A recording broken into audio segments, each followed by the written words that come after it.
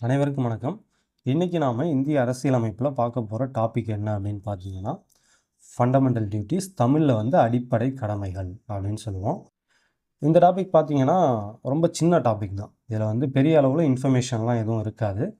So குயிக்காக முடிச்சிடலாம். And இந்த டாப்பிக்கில் நாம் எதை பற்றி படிப்போம் அப்படின்னு பார்த்தீங்கன்னா, இந்திய அரசியலமைப்பில் இந்திய மக்களுடைய கடமைகள்னு சில விஷயங்களை சொல்லியிருப்பாங்க. அதாவது இந்திய மக்களுடைய அடிப்படை கடமைகள் அப்படின்னு சில விஷயங்களை பற்றி சொல்லியிருப்பாங்க. அது என்னென்ன அப்படின்ட்டு தான் இந்த டாப்பிக்கில் நம்ம பார்க்க போகிறோம். பட் அதுக்கு முன்னாடி இந்த டாபிக் சம்மந்தமான வேறு சில முக்கியமான தகவல்களையும் நம்ம தெரிஞ்சுக்கணும்.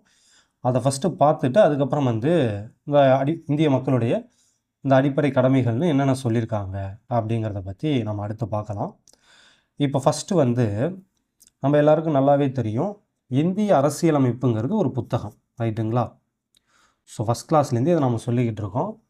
திரும்ப திரும்ப சொல்கிறேன்ட்டு யாரும் தப்பாக நினைக்காதீங்க. இதை சொன்னால் தான் என்னால் கரெக்டாக எக்ஸ்பிளைன் பண்ண முடியும், அதுக்காக தான். சரி, ஓகே. இந்திய அரசியலமைப்புங்கிறது ஒரு புத்தகம்னு நமக்கு தெரியும்.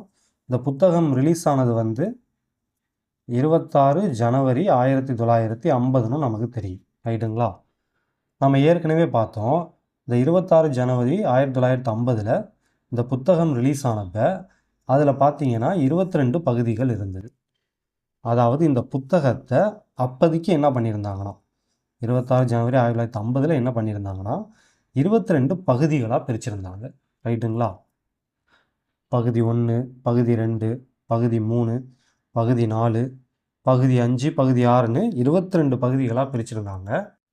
இதில் வந்து நம்ம பகுதி 3 வந்து ஆல்ரெடி பார்த்துட்டோம். பகுதி 3ல் வந்து அடிப்படை உரிமைகளை பற்றி சொல்லியிருப்பாங்க. இதை நம்ம ஆல்ரெடி பார்த்துட்டோம், ரைட்டுங்களா? அடுத்து பகுதி 4ல் பார்த்தீங்கன்னா அரசுக்கு வழிகாட்டும் நெறிமுறைகள், சிம்பிளாக வந்து டிபிஎஸ்பின்னு சொல்லுவோம். இதுவும் வந்து நாம் ஆல்ரெடி பார்த்துட்டோம், சரிங்களா? இப்போ எதுக்காக நான் இதை சொன்னேன் அப்படின்னா, 1950 ஜனவரி 26 இந்திய அரசியலமைப்பு சட்டம் நடைமுறைக்கு வந்தப்போ இந்த 22 பகுதிகள் இருக்குது இல்லையா, இதில் எந்த ஒரு பகுதியிலையும் இந்த அடிப்படை கடமைகளை பற்றி சொல்லலை, சரிங்களா?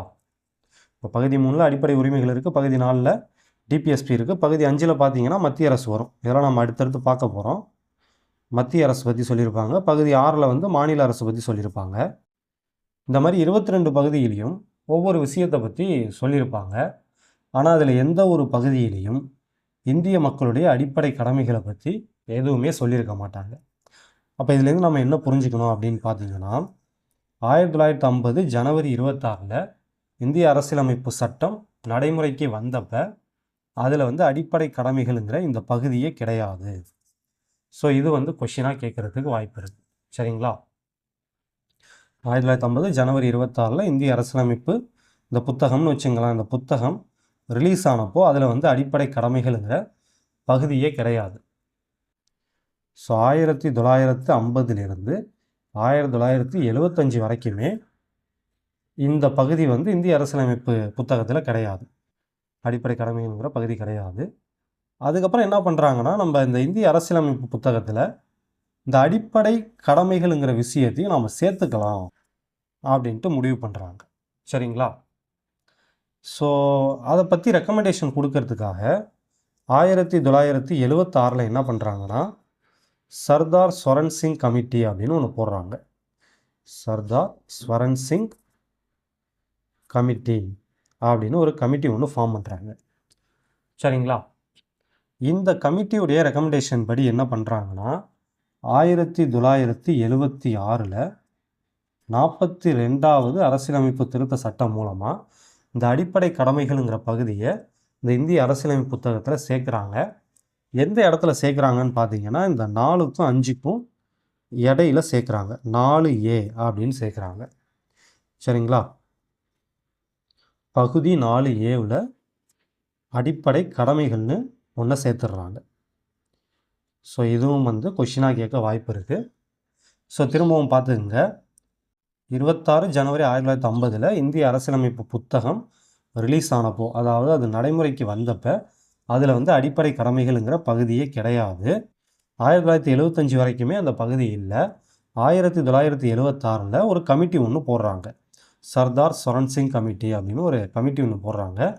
அவங்களுடைய ரெக்கமெண்டேஷன் படி என்ன பண்ணுறாங்கன்னா 1976லேயே 42வது அரசியலமைப்பு திருத்த சட்டம் மூலமாக இந்த அடிப்படை கடமைகளை என்ன பண்ணுறாங்கன்னா அரசியலமைப்பு புத்தகத்தில் கொண்டு வந்து சேர்க்குறாங்க.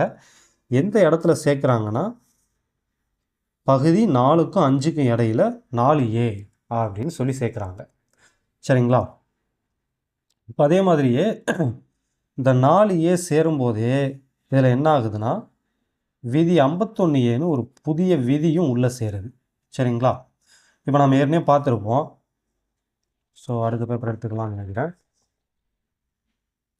இப்போ நம்ம ஏற்கனவே பார்த்துருப்போம் அடிப்படை உரிமைகள்னு வச்சுங்களேன்.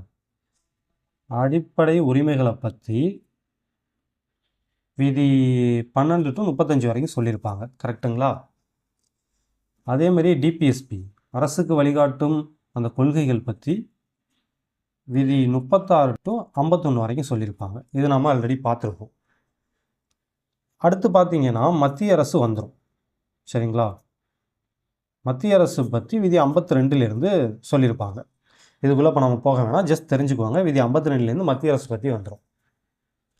இப்போ இங்கே தான் என்ன பண்ணுறாங்கன்னா இந்த டிபிஎஸ்பிக்கும் மத்திய அரசுக்கும் இடையில தான் அவங்க என்ன பண்ணுறாங்கன்னா அடிப்படை கடமைகளை கொண்டு போய் சேர்க்குறாங்க. சரிங்களா? அப்போ ஆல்ரெடி இது பாருங்கள் ஒரு ஃப்ளோவாக இருக்குது. 12லேருந்து ஆரம்பித்து இங்கே 35 வரைக்கும் இருக்குது, 36 to 51 வரைக்கும் இருக்குது, அடுத்து இங்கே 52 வந்துடுது. ஸோ அப்போ இது வந்து கரெக்டாக ஆர்டராக இருக்கா? இந்த ஆர்டரை மாற்றாமல் என்ன பண்ணிடுறாங்கன்னா அடிப்படை கடமைகளுக்குன்னு விதி 51A அப்படின்னு ஒன்று சேர்த்துடுறாங்க. இப்போ இது எதுக்காக சொல்ல வரேன்னா நீங்கள் இந்திய அரசியலமைப்பு புத்தகத்தை எடுத்து பார்த்தீங்கன்னு வச்சுங்களா, அதில் இந்த மாதிரி ABC இந்த மாதிரிலாம் லெட்டர்ஸ் வந்து ஆட் ஆகியிருந்ததுன்னா அதெல்லாம் வந்து புதுசாக சேர்த்துருக்காங்க அப்படின்னு அர்த்தம்.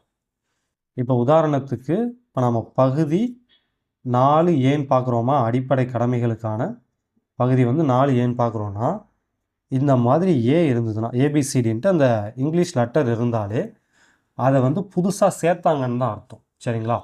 அதாவது 1950 ஜனவரி 26 இந்திய அரசியலமைப்பு சட்டம் நடைமுறைக்கு வந்தப்போ இந்த மாதிரி ஏபிசின்னு போட்டிருக்கிறதெல்லாம் இருந்திருக்காது. அதுக்கப்புறம் புதுசாக சேர்த்துருப்பாங்க.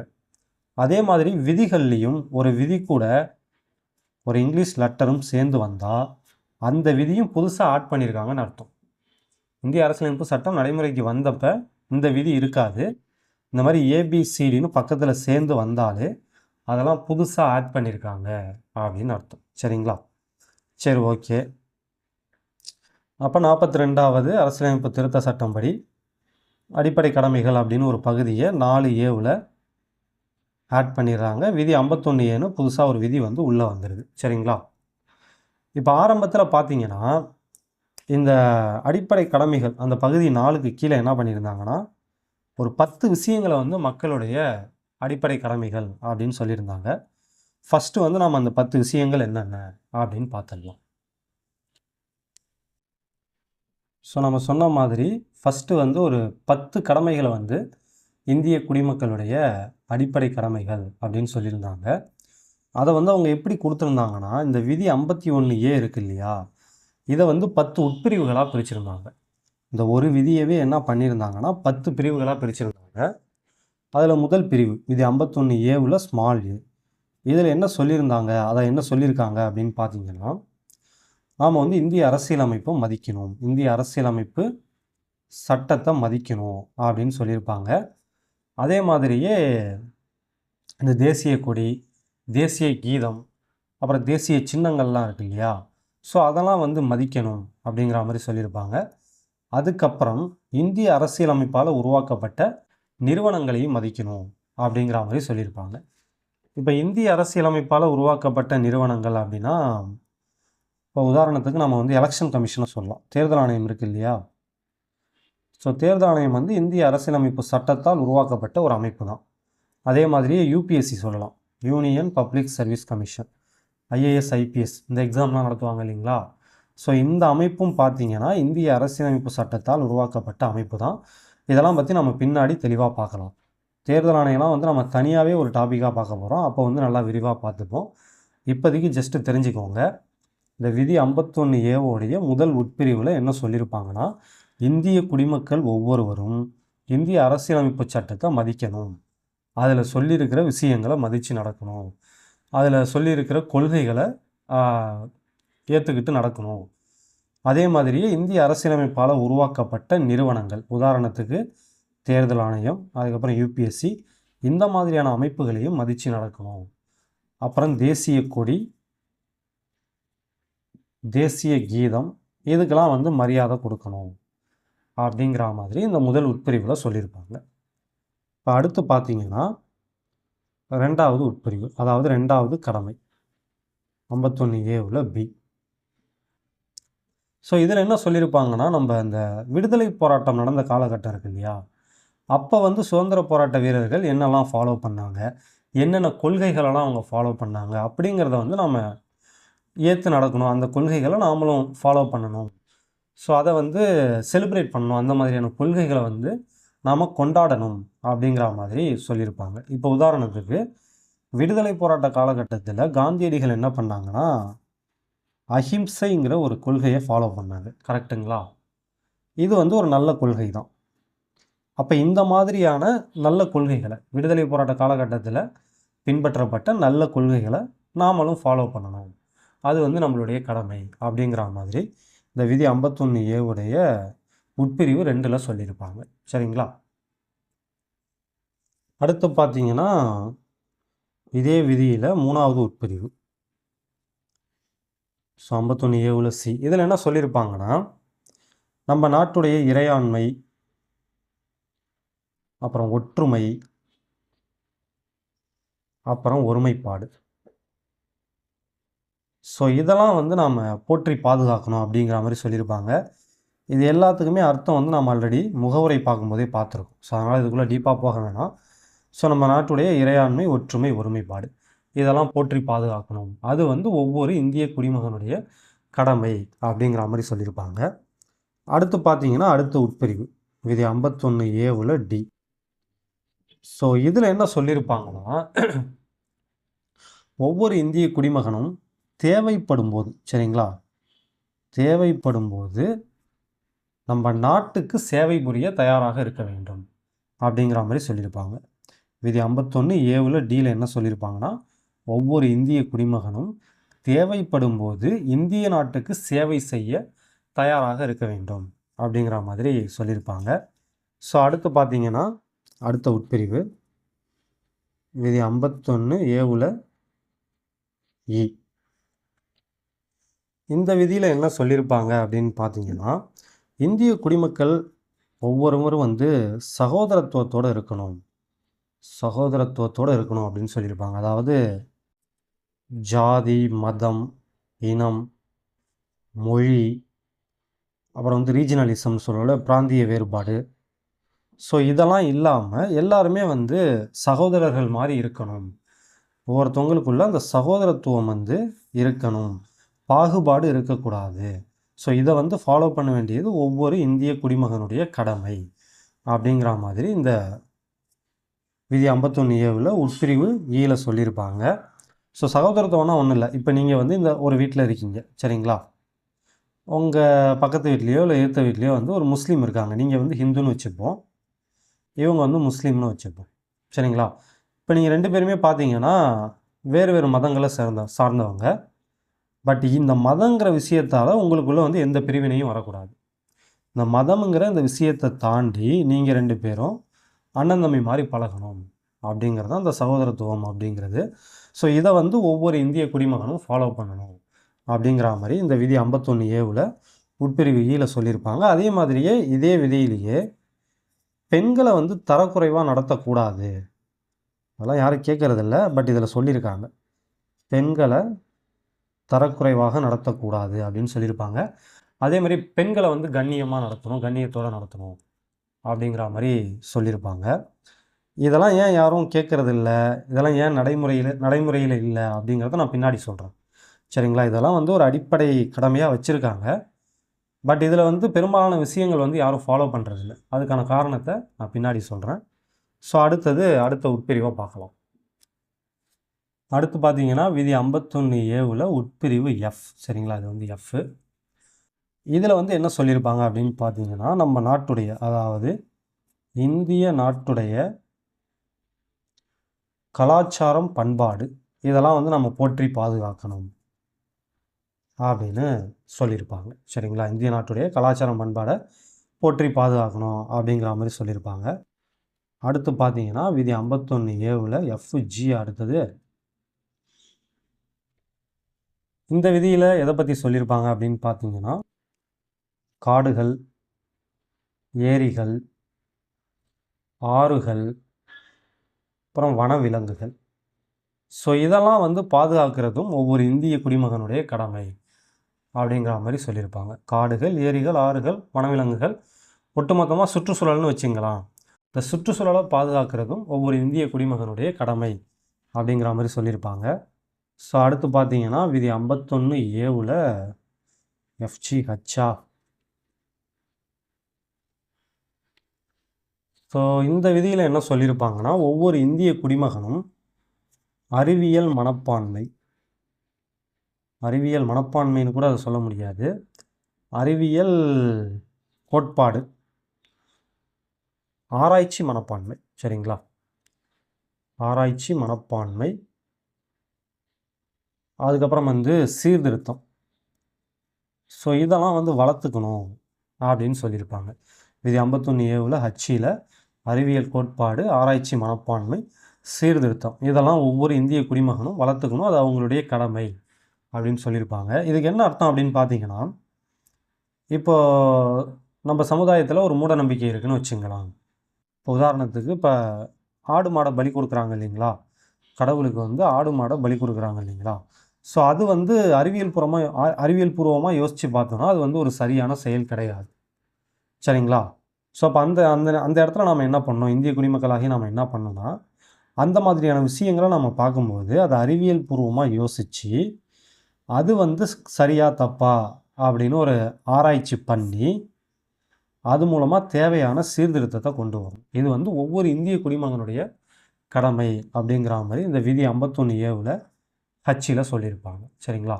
அதாவது ஒரு சம்பவம் உங்கள் கண்ணு முன்னாடி நடக்குது, அந்த சம்பவம் சரியா தப்பாங்கிறத நீங்கள் அறிவியல் பூர்வமாக ஆராய்ச்சி பண்ணி ஒருவேளை அது தப்பாக இருந்ததுன்னா அதை சீர்திருத்தத்துக்கான நடவடிக்கையை வந்து நீங்கள் பண்ணணும். அதாவது இந்திய குடிமக்களாகிய நாம் பண்ணணும் அப்படிங்கிற மாதிரி இதில் சொல்லியிருப்பாங்க. ஸோ அடுத்து பார்த்தீங்கன்னா விதி 51A HI. ஸோ இந்த 51A ஐயில் என்ன சொல்லியிருப்பாங்கன்னா பொது சொத்துக்களை பாதுகாக்கிறது ஒவ்வொரு இந்திய குடிமகனுடைய கடமை அப்படின்னு சொல்லியிருப்பாங்க. பொது சொத்துக்களை பாதுகாத்தல். ஸோ இது வந்து ஒவ்வொரு இந்திய குடிமகனுடைய கடமை அப்படின்னு சொல்லியிருப்பாங்க. ஸோ அடுத்து பார்த்தீங்கன்னா விதி 51A J. ஸோ இதில் என்ன சொல்லியிருப்பாங்கன்னா ஒவ்வொரு இந்திய குடிமகனும் தனிப்பட்ட முறையிலையும் சரி, அப்புறம் கூட்டாக சேர்ந்தும் சரி, நாட்டுடைய முன்னேற்றத்துக்கு பாடுபடணும், நம்ம நாட்டுடைய முன்னேற்றத்துக்கு பாடுபடணும் அப்படிங்கிற மாதிரி சொல்லியிருப்பாங்க.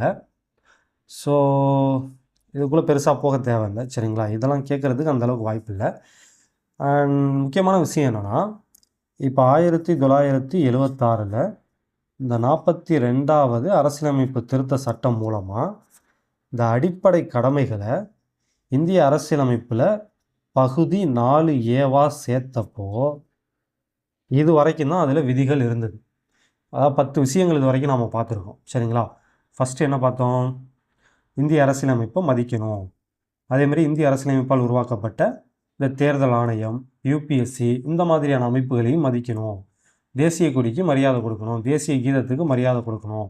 இதெல்லாம் வந்து இந்திய குடிமக்களுடைய கடமை அப்படின்னு விதி 51A ஸ்மால் ஏவில் பார்த்தோம். ரைட்டுங்களா? அடுத்து பார்த்தீங்கன்னா விதி 51A ஸ்மால் பியில் என்ன பார்த்தோம், விடுதலை போராட்ட காலகட்டத்தில் வந்து ஃபாலோ பண்ண சிறந்த கொள்கைகளை நாம் வந்து இப்போ ஏற்றுக்கிட்டு அதுபடி நடக்கணும் அப்படிங்கிற மாதிரி சொல்லியிருப்பாங்க. உதாரணத்துக்கு அஹிம்சைங்கிற கொள்கையை பார்த்தோம். ரைட்டுங்களா? அடுத்து பார்த்தீங்கன்னா விதி 51A C, அதாவது 3வது உட்பிரிவு. அதில் என்ன பார்த்தோன்னா நம்ம நாட்டுடைய இறையாண்மை, ஒற்றுமை, ஒருமைப்பாடு, ஸோ இதெல்லாம் பாதுகாக்க வேண்டியது ஒவ்வொரு இந்திய குடிமகனுடைய கடமை அப்படிங்கிற மாதிரி பார்த்தோம். அடுத்து 4வது உட்பிரிவு 51A Dயில் என்ன பார்த்தோம், 51A Dயில் என்ன பார்த்தோம், தேவைப்படும் போது ஒவ்வொரு இந்திய குடிமகனும் நாட்டுக்கு வந்து சேவை புரிய தயாராக இருக்கணும் அப்படின்னு பார்த்துருக்கோம். ரைட்டா? அடுத்து 51 ஏ உல இ 5வது பிரிவில் நாம் என்ன பார்த்தோம்? சகோதரத்துவத்தை வளர்க்கணும். ஜாதி, மதம், இனம் இந்த மாதிரியான வேறுபாடுகளை கடந்து எல்லாருமே அண்ணன் தம்பி அப்படிங்கிற மாதிரி இருக்கணும். அது ஒவ்வொரு இந்திய குடிமகனுடைய கடமை அப்படின்னு பார்த்தோம். அடுத்து பார்த்தீங்கன்னா விதி 51 ஏ உல எஃப். ஸோ இதில் நம்ம என்ன பார்த்தோம்? இந்திய நாட்டுடைய கலாச்சாரம், பண்பாடு இதெல்லாம் பாதுகாக்கணும். அது வந்து ஒவ்வொரு இந்திய குடிமகனுடைய கடமை அப்படின்னு பார்த்தோம். அடுத்து ஜி, காடுகள், ஏரிகள், ஆறுகள், வனவிலங்குகள். ஸோ இந்த மாதிரியான சுற்றுச்சூழலை பாதுகாக்கிறதும் இந்திய குடிமகளுடைய கடமை அப்படின்னு பார்த்தோம். அடுத்து ஹச்சில் என்ன பார்த்தோம்?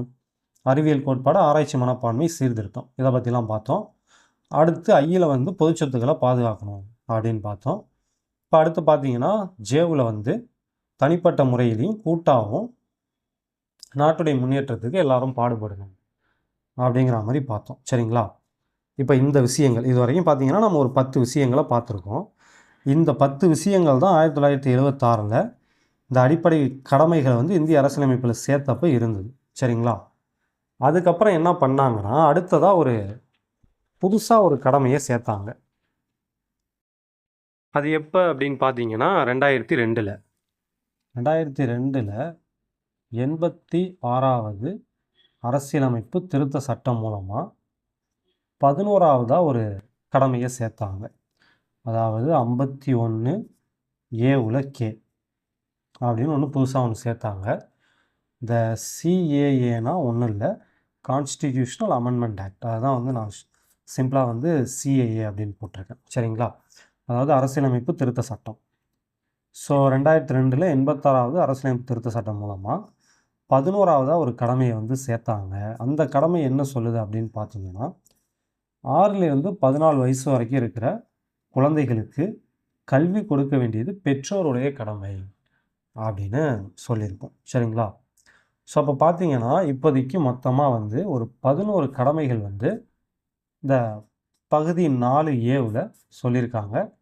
விதி 51 ஏவில் சொல்லியிருக்காங்க. சரிங்களா? சரி, இப்போ இதில் நம்ம இன்னொரு முக்கியமான விஷயம் என்ன தெரிஞ்சுக்கணும்னா, இப்போ அடிப்படை கடமைகள்னு ஒரு 11 விஷயத்தை சொல்லியிருக்காங்க. இதெல்லாம் வந்து கட்டாயமாக ஒரு இந்திய குடிமகன் ஃபாலோ பண்ணணுமா அப்படின்னா கிடையாது. அதே மாதிரி இந்த 11 விஷயங்களை ஃபாலோ பண்ணாமல் விட்டால் அதுக்காக நம்ம மேலே ஏதாவது நடவடிக்கை எடுப்பாங்களா அப்படின்னா அதுவும் கிடையாது. இப்போ உதாரணத்துக்கு பாருங்கள், இப்போ இந்த ஆர்டிக்கல் எடுத்துப்போம் 51 ஏவில் ஐ. இதில் என்ன சொல்லியிருப்பாங்க? பொது சொத்துக்களை பாதுகாக்கிறது ஒவ்வொரு இந்திய குடிமகனுடைய கடமை அப்படின்னு சொல்லியிருப்பாங்க. சரிங்களா? பொது சொத்துக்களை பாதுகாத்தல் இது வந்து ஒவ்வொரு இந்திய குடிமகனுடைய கடமை அப்படின்னு சொல்லியிருப்பாங்க. இப்போ வந்து நம்ம ஒரு எக்ஸாம்பிள் ஒன்று எடுத்துப்போம். ஒரு கலவரம் ஒன்று நடக்குது. சரிங்களா? ஒரு கலவரம் நடக்குது. அந்த கலவரத்தில் என்ன பண்ணுறாங்கன்னா ஒரு கவர்மெண்ட் பஸ்ஸை வந்து தீ வச்சு கொளுத்திடுறாங்கன்னு வச்சு, சும்மா எக்ஸாம்பிளுக்கு தான். ஒரு கலவரத்தில் ஒரு கவர்மெண்ட் பஸ்ஸை தீ வச்சு கொளுத்துறாங்க. இந்த சம்பவம் நடக்கும்போது நீங்கள் இங்கே தான் இருக்கீங்க. இதை வந்து நீங்கன்னு வச்சுக்கோங்க. நீங்கள் ஒரு பர்சன் வந்து இந்த பஸ்ஸை தீ வச்சு கொளுத்துறத நீங்கள் பார்த்துட்டு தான் இருக்கீங்க. இப்போ இந்த கவர்மெண்ட் பஸ்ஸுங்கிறது வந்து ஒரு பொது சொத்து தான். ரைட்டுங்களா? இந்த பொது சொத்தை வந்து ஒருத்தவன் சேதப்படுத்துகிறான், ஒருத்தவன் தீ வச்சு கொளுத்துறான், இதை சேதப்படுத்துகிறான். இப்போ வந்து இந்த அடிப்படை கடமைகள் படி நீங்கள் என்ன பண்ணணும்னா இதை போயிட்டு நீங்கள் பாதுகாக்கணும். சரிங்களா? ஆனால் நீங்கள் பாதுகாக்கலை, நமக்கு எதுக்கு வம்புன்ட்டு நீங்கள் விட்டுறீங்க. சரிங்களா? இப்போ நீங்கள் இந்த மாதிரி பண்ணதுக்காக உங்கள் மேலே நடவடிக்கை எடுக்கலாமானா எடுக்க முடியாது. ஆர்டிகல் 51 ஏவில் ஐயில் பொது சொத்துக்களை பாதுகாக்கிறது ஒவ்வொரு இந்திய குடிமகனுடைய கடமைன்னு சொல்லிட்டாங்க. அப்போ இந்த பஸ்ஸு எரியாமல் காப்பாற்றுறதும் உங்களுடைய கடமை தான். ஆனால் அதை நீங்கள் பண்ணலை அப்படிங்கிறதுக்காக உங்கள் மேலே வந்து நடவடிக்கை எதுவும் எடுக்க முடியாது. ஸோ இந்த மாதிரி இந்த அடிப்படை கடமைகளில் இருக்கிற நிறைய விஷயங்களை வந்து நம்ம ஃபாலோ பண்ணலை அப்படிங்கிறதுக்காக நம்ம மேலே நடவடிக்கையெல்லாம் எடுக்க முடியாது. ஆனால் ஒரு சில விஷயங்களுக்கு பார்த்தீங்கன்னா வேறு சட்டங்கள் இருக்குது. அந்த சட்டங்கள் மூலமாக நம்ம மேலே நடவடிக்கை எடுக்கலாம். சரிங்களா? இப்போ வந்து உதாரணத்துக்கு இதை எடுத்துப்போம் 51 ஏ உல ஜி. ஸோ இதில் என்ன சொல்லியிருப்பாங்க? சுற்றுச்சூழலை பாதுகாக்கணும், காடுகளை பாதுகாக்கணும், வனவிலங்குகளை பாதுகாக்கணும் அப்படின்னு சொல்லியிருப்பாங்களா? இப்போ நீங்கள் என்ன பண்ணுறீங்கன்னா காடுகளை அழிக்கிறீங்கன்னு வச்சுக்கோங்க, காட்டில் இருக்கிற மரத்தெல்லாம் அழிக்கிறீங்க, ரைட்டுங்களா? அப்போ உங்கள் கடமையை மீறுறீங்க. காடுகளை பாதுகாக்கிறது தான் உங்கள் கடமை. ஆனால் நீங்கள் என்ன பண்ணுறீங்கன்னா அதுக்கு மாறாக காடுகளை அழிக்கிறீங்க. அப்போ இதுக்கு வந்து உங்கள் மேலே நடவடிக்கை எடுக்கலாமானா எடுக்கலாம். ஏன்னா இதுக்குன்னு தனியாக ஒரு சட்டம் இருக்குது, காடுகள் பாதுகாப்பு சட்டம் அப்படின்னு தனியாக ஒரு சட்டம் இருக்குது. இந்த சட்டம் வந்து டிபிஎஸ்பிக்கு கீழே போட்டது. நம்ம ஏற்கனவே பார்த்துருப்போம், காடுகள் பாதுகாப்பு சட்டம் டிபிஎஸ்பி 48A போட்டிருப்பாங்க, ரைட்டுங்களா? டிபிஎஸ்பி 48A போட்டிருப்பாங்க. அப்போ இந்த சட்டத்தில் என்ன சொல்லியிருப்பாங்கன்னா, காடுகளை அழிக்கிறது வந்து சட்டப்படி குற்றம் அப்படின்னு சொல்லியிருப்பாங்க. அப்போ இந்த சட்டத்தில் சொல்லியிருக்கிற விஷயத்தை நீங்கள் மீறுறீங்க, சரிங்களா? அதனால் வந்து உங்களுடைய இந்த நடவடிக்கைக்காக உங்கள் மேலே ஆக்ஷன் எடுக்கலாம். ஸோ நல்லா கவனிச்சிங்கன்னா, இதை நீங்கள் பண்ணலை அப்படிங்கிறதுக்காக உங்கள் மேலே ஆக்ஷன் எடுக்க மாட்டாங்க. ஆனால் நீங்கள் பண்ணுற இந்த விஷயம், காடுகள் அழிப்புங்கிற இந்த விஷயம் வந்து இந்த சட்டத்துக்கு எதிராக இருக்கும். ஸோ அதனால் வந்து உங்கள் மேலே நடவடிக்கை எடுப்பாங்க. இந்த மாதிரி ஒரு சில விஷயங்கள் வந்து வேறு சில சட்டங்கள் மூலமாக நடவடிக்கை எடுக்கிறதுக்கு வாய்ப்பு இருக்குது. அதாவது நம்மளுடைய அடிப்படை கடமையை செய்யாதப்ப ஒரு சில அடிப்படை கடமைகளுக்கு மட்டும் வேறு சில சட்டங்கள் மூலமாக நம்ம மேலே நடவடிக்கை எடுக்கிறதுக்கு வாய்ப்பு இருக்குது. ஸோ அவ்வளோதான். மேக்ஸிமம் வந்து அடிப்படை கடமைகளை பொறுத்த வரைக்கும் இவ்வளோ தான் கேட்கலாம். இது போக இன்னும் ஒரே ஒரு பாயிண்ட் இருக்குது, அது வந்து ஸ்கூல் புக்கில் இருக்காது. வெர்மா கமிட்டி அப்படின்னு ஒரு கமிட்டி ஒன்று போட்டிருந்தாங்க. வெர்மா குழு இல்லை வெர்மா கமிட்டின்னு வச்சுங்க, 1999 போட்டிருப்பாங்க. இது வந்து நான் பிடிஎஃப்லையுமே கொடுக்கலன்னு நினைக்கிறேன், இதை கொஞ்சம் நோட் பண்ணி வச்சுக்கோங்க. வெர்மா கமிட்டி 1999. இந்த குழு எதுக்காக போட்டிருப்பாங்க அப்படின்னா, இந்த அடிப்படை கடமைகள் பற்றின விழிப்புணர்வை மக்கள்கிட்ட ஏற்படுத்தணும். நம்ம அடிப்படை கடமைகள்னு ஒரு 11 அப்போதைக்கு 10 விஷயம், சரிங்களா? 99 ஒரு 10 விஷயத்தை வந்து நம்ம சொல்லிட்டோம். ஆனால் அதெல்லாம் மக்கள் வந்து ஃபாலோ பண்ணுற மாதிரியே தெரியல. அப்போ அவங்க ஃபாலோ பண்ணுறதுக்கு என்னென்ன பண்ணுறது, அதை கரெக்டாக இம்ப்ளிமெண்ட் பண்ணுறதுக்கு என்னென்ன பண்ணுறது அப்படின்னு அது சம்மந்தமான ரெக்கமெண்டேஷன் கொடுக்கறதுக்காக இந்த கமிட்டியை போட்டிருப்பாங்க. இவங்க வந்து என்ன ஒரு முக்கியமான விஷயம் சொல்லியிருப்பாங்கன்னா, ஸ்கூல்ஸில் வந்து, அதாவது பள்ளிக்கூடங்களில் இந்த அடிப்படை கடமைகள் பற்றின விழிப்புணர்வை கொண்டு வரலாம். பள்ளி மாணவர்கள் மத்தியில் இந்த அடிப்படை கடமைகள் குறித்த விழிப்புணர்வை கொண்டு வரலாம் அப்படிங்கிற மாதிரி இவங்க ஒரு முக்கியமான ஒரு ரெக்கமெண்டேஷன் கொடுத்துருப்பாங்க. ஏன்னா நம்ம சின்ன வயசுலேருந்தே அதை பழக்கப்படுத்திட்டோம்னா ஈஸியாக இருக்கும் இல்லையா? ஸோ அதுக்காக அந்த மாதிரி ஒரு ரெக்கமெண்டேஷனை கொடுத்துருப்பாங்க. பட் அதெல்லாம் வந்து இம்ப்ளிமெண்ட் ஆகலைன்னு நினைக்கிறேன். ஆமாம், ஆன மாதிரி தெரியல. இப்போ ஸ்கூல்லலாம் ஒன்றும் யாரும் அதை சொல்லிலாம் கொடுக்கறதில்ல. ஸோ அவ்வளோதாங்க. மேக்ஸிமம் வந்து ஃபண்டமெண்டல் டியூட்டிஸ் பொறுத்த வரைக்கும் இதை தாண்டி கொஷின் கேட்குறதுக்கு வாய்ப்பே கிடையாது. அதுவும் குரூப் 4 லெவலில் கண்டிப்பாக இதுலேருந்து தான் ஏதாவது ஒரு கொஷின் வந்தால் வரும். இப்போ நம்ம அடுத்து என்ன பண்ண போகிறோம்னா, லாஸ்ட் கிளாஸில் வந்து ஹோம்ஒர்க் சம் கொடுத்துருந்தோம் இல்லையா, அதுக்கான ஆன்சரை பார்க்கலாம். இன்னைக்கான முதல் கேள்வி, 42வது அரசியலமைப்பு திருத்த சட்டம் இயற்றப்பட்ட ஆண்டு. ஃபஸ்ட்டு கொஷின் பாருங்கள், 13/9/4 71/9/10 128 32 இங்கே என்ன வரும்னு கேட்டிருக்காங்க. இப்போ இந்த மாதிரி கொடுத்துருந்தாலே மேக்ஸிமம் என்ன பண்ணியிருப்பாங்கன்னா, இந்த மேலே இருக்கிற இந்த 2 நம்பரை வச்சு தான் கீழே இருக்கிற இந்த நம்பரை கொண்டு வந்திருப்பாங்க. ஒன்று இந்த ரெண்டுத்தையும் கூட்டினா இந்த நம்பர் வரா மாதிரி இருக்கும், இல்லைனா பெருக்குனா வரா மாதிரி இருக்கும், இல்லைனா வந்து ரெண்டுத்தையும் மைனஸ் பண்ணால் வரா மாதிரி இருக்கும். இந்த மாதிரி ஏதாவது ஒரு லாஜிக் யூஸ் பண்ணியிருப்பாங்க. பட் இங்கே பார்த்தீங்கன்னா கூட்டினா இந்த நம்பர் வராது, ரைட்டுங்களா? 13ஐயும் 19ஐயும் கூட்டினோன்னா 32 வரும், ரைட்டுங்களா? இங்கே 4 தான் இருக்குது, வராது. ஸோ அடுத்து மைனஸ் பண்ணி பார்க்கலாம். 19லேருந்து 13 மைனஸ் பண்ணோன்னா 6 கிடைக்கும், ஆனால் அங்கே 4 இருக்குது. ஸோ அந்த லாஜிக்கும் யூஸ் பண்ணல. வேறு என்ன பண்ணியிருப்பாங்க அப்படின்னு பார்த்தீங்கன்னா, ஒரு வேளை இந்த ரெண்டுத்தையும் கூட்டி ஏதாவது ஒரு நம்பரால் வகுத்துருக்கலாம், சரிங்களா? ஸோ அந்த மாதிரி ட்ரை பண்ணி பார்க்கலாம். 13 19, 13ஐயும் 19ஐயும் நம்ம கூட்டினோன்னா நமக்கு 32ன்னு கிடைக்கும், ரைட்டுங்களா? ஸோ 13 19 இந்த ரெண்டுத்தையும் நம்ம கூட்டினோன்னா 32ன்னு கிடைக்கும், ஆனால் இங்கே 4 இருக்குது. இப்போ நம்ம 32 4ஆக மாற்றணுன்னா என்ன பண்ணணும்? 8ஆல் டிவைட் பண்ணலாமா? ஸோ 32 8ஆல் டிவைட் பண்ணோன்னா 4ன்னு கிடைக்கும். மேபி இதை மாதிரி ஒரு லாஜிக்கை யூஸ் பண்ணியிருக்க வாய்ப்பு இருக்குது. பட் நம்ம செக் பண்ணி பார்க்கலாம். இங்கே பாருங்கள் 71 9ன்னு இருக்குது. 71ஐயும் 9ஐயும் கூட்டினோன்னா 80ன்னு கிடைக்கும். ஸோ இங்கே 10ன்னு இருக்குது. இப்போ 80 10ஆக மாற்றணுன்னா 8ஆல் டிவைட் பண்ணலாம், கரெக்டு தான், ஓகேவா? இப்போ இதே லாஜிக்கை நம்ம இதுக்கு யூஸ் பண்ணோன்னா நமக்கு ஆன்சர் கிடச்சிரும். 128 32ன்னு இருக்குது.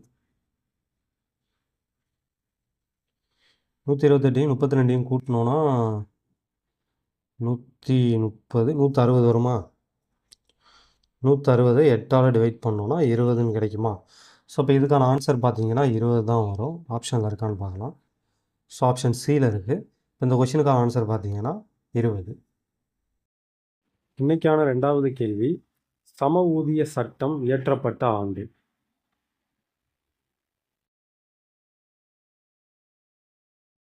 அடுத்த கொஷின் பாருங்கள். இந்த கொஷினில் என்ன பண்ணியிருப்பாங்க அப்படின்னு பார்த்தீங்கன்னா, இந்த சுற்றி இருக்கு இல்லையா, இந்த நம்பரை வச்சு தான் நடுவில் உள்ள நம்பரை கொண்டு வந்திருப்பாங்க.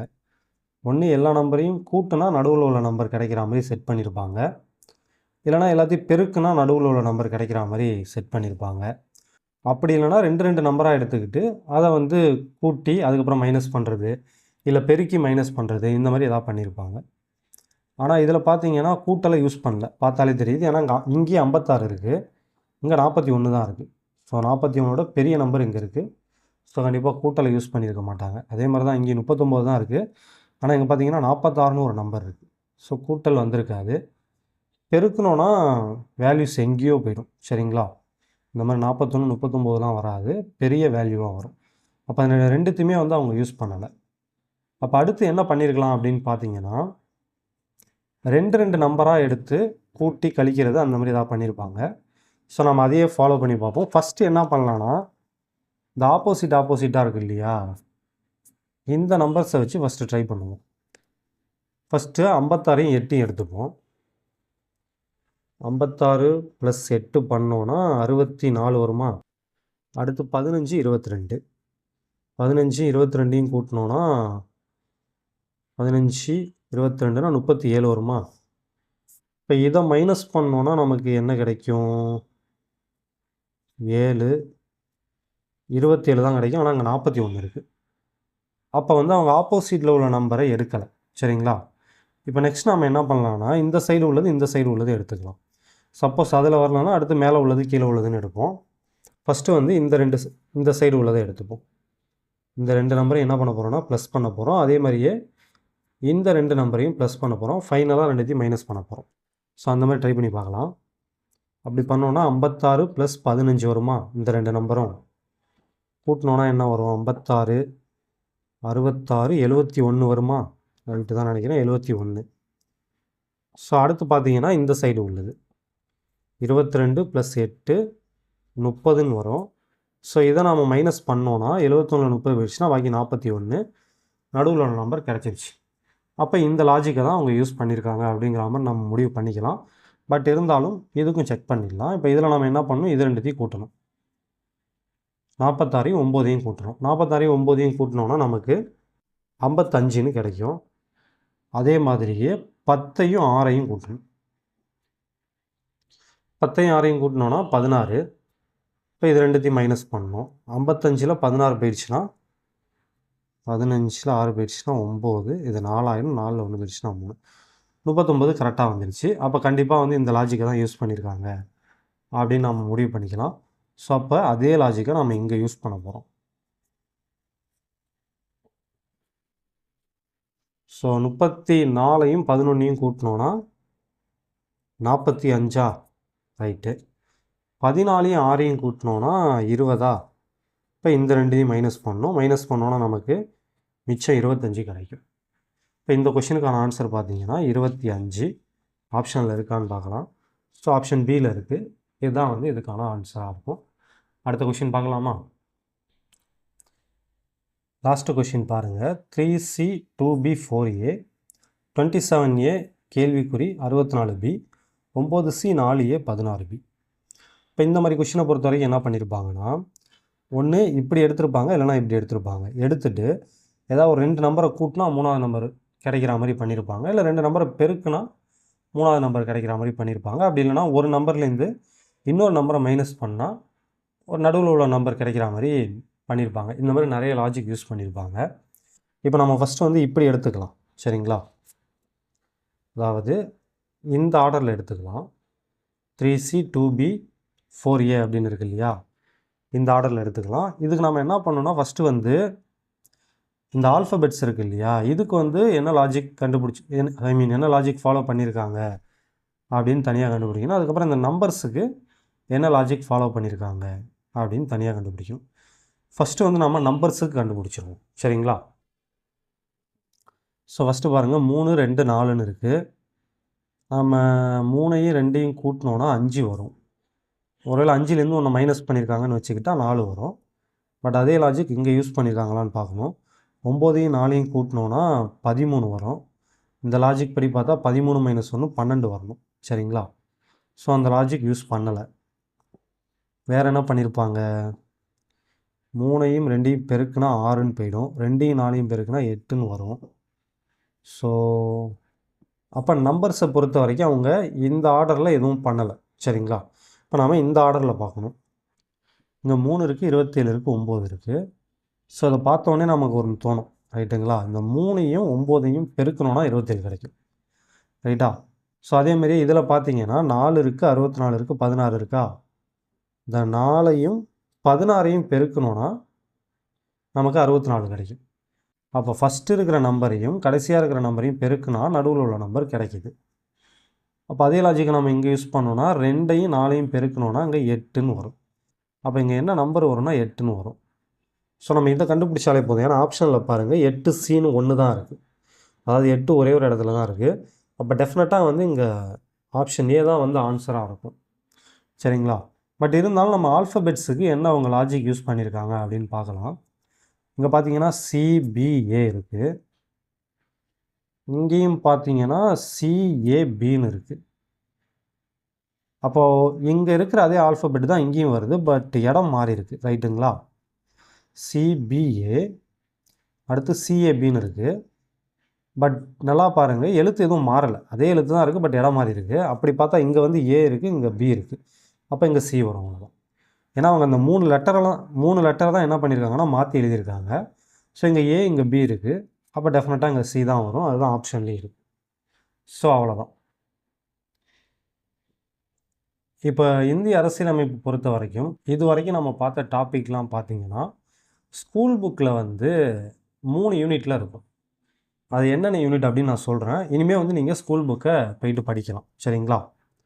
ஸோ ஃபஸ்ட்டு பார்த்தீங்கன்னா 6th செகண்ட் டேர்ம் 6ஆம் வகுப்பு 2ஆம் பருவம் சமூக அறிவியல் புத்தகத்தில் குடிமையியல் பகுதியில் 2ஆவதாக ஒரு யூனிட் இருக்கும். இந்திய அரசியலமைப்பு சட்டம் நினைக்கிற அந்த யூனிட் பேர்.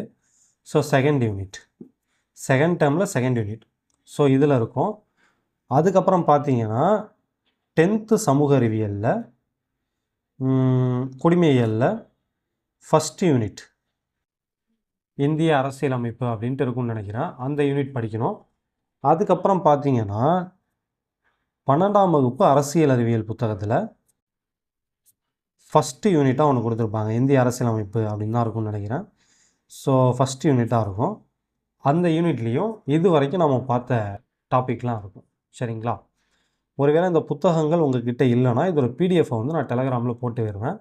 அதை வச்சு படிச்சுக்கோங்க. அண்ட் முக்கியமான விஷயம், இந்த 10ஆவதில் இருக்கிற இந்த யூனிட்லேயும் 12ஆவதில் இருக்கிற இந்த யூனிட்லேயும் நம்ம இது வரைக்கும் பார்த்த டாபிக் போக கொஞ்சம் எக்ஸ்ட்ராவும் இருக்கும். அதையும் சேர்த்து படிக்கிறதுனாலும் படிச்சுங்க. ஏன்னா நம்மளாம் அடுத்தடுத்து வந்து நம்ம அதை பார்க்க தான் போகிறோம். சரிங்களா? ஸோ அதனால் இப்போயே அதை படிக்கிறதுனா கூட படிச்சுக்கோங்க. அவ்வளோதான். ஓகேவா? சொல்ல வேண்டியதை சொல்லிட்டேன்னு நினைக்கிறேன். ஸோ இதோட வந்து இன்றைக்கி கிளாஸை வந்து நாம் முடிச்சுக்கோம். இன்றைக்கான கடைசி கேள்வி, கொத்தடிமை தொழிலாளர் முறை ஒழிப்புச் சட்டம் இயற்றப்பட்ட ஆண்டு.